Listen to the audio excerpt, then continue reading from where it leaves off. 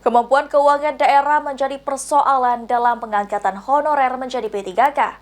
Pemerintah Provinsi Sumatera Selatan memastikan untuk kesiapan keuangan dan kesetaraan kesetaraan gaji bagi pegawai honorer. Pembukaan bahwa sesungguhnya kemerdekaan Kemampuan keuangan daerah menjadi persoalan dalam pengangkatan honorer menjadi P3K. Pemerintah Provinsi Sumatera Selatan memastikan untuk kesiapan keuangan dan kesetaraan gaji bagi para pegawai honorer. PJ Gubernur Sumatera Selatan Ely Setiadi mengatakan, untuk P3K yang paruh waktu gajinya bervariasi. Ada yang 1 juta, ada yang 2.600.000 rupiah. Dikarenakan ada momentum efisiensi, tapi pihak pemerintah Sumsel akan upayakan di-upgrade dikarenakan bila berbeda akan menimbulkan masalah.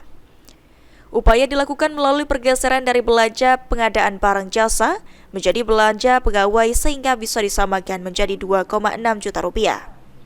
Ditambahkan PJ Gubernur Sumatera Selatan Ely Setiadi, pemerintah daerah kabupaten kota juga dapat menyesuaikan gaji P3K dengan anggaran yang tersedia.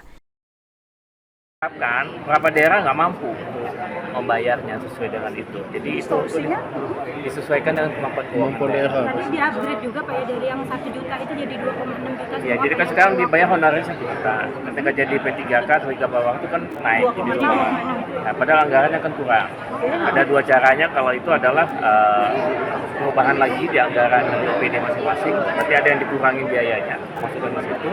Atau kalau tadi yang diusulkan karena ada beberapa daerah yang nggak bisa lagi melakukan pengembangan anggaran karena keterbatasan kemampuannya, ya disesuaikan dengan kemampuan keuangan. Jadi kalau misalnya tadi batasnya 2 juta, kemampuannya 1 juta ya. Aji Delia, PAL TV.